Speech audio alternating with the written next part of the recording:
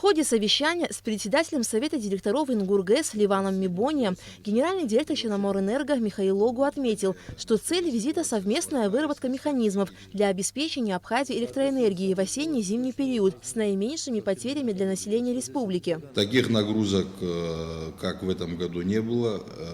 То, что вы отметили, что даже в период, когда курортного сезона еще в Абхазии не было, значительно превышали нагрузки аналогичный период прошлого года.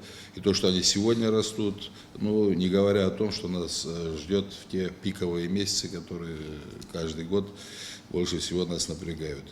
Ну, тут речь идет о комплексе, целом комплексе проблем.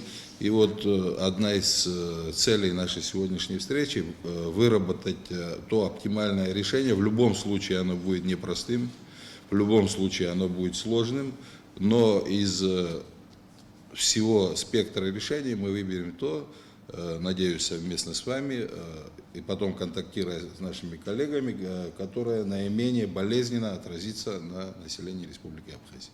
На сегодняшний день выработка электроэнергии Ингургэс составляет 2 миллиарда 38 миллионов киловатт-часов и порядка 450 миллионов киловатт-часов вырабатывает перепадная ГЭС.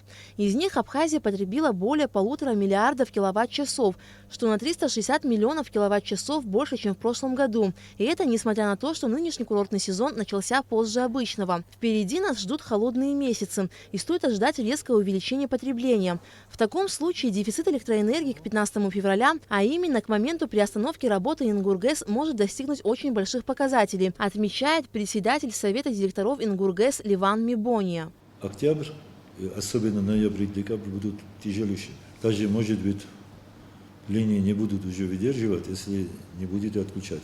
Наверное, будет хорошо, если мы сделаем какую-нибудь автоматику от перегрузки линии.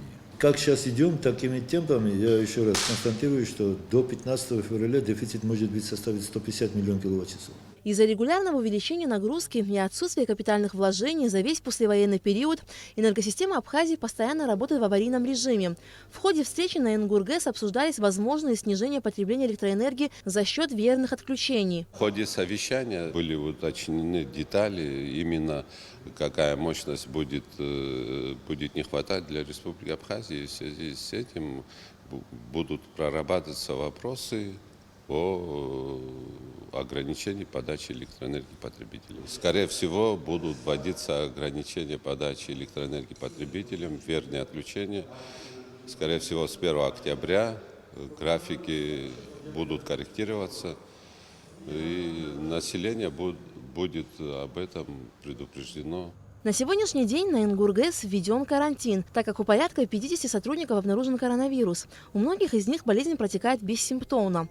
В целях недопущения распространения коронавирусной инфекции сейчас все сотрудники, кроме дежурных инженеров и машинистов, находятся на самоизоляции. Мы перевели, кого возможно было, на дистанционный режим работы. И сейчас на станции держим только необходимых людей для ведения работы. Это дежурные инженеры, дежурные машинисты и минимальное количество эксплуатационного персонала.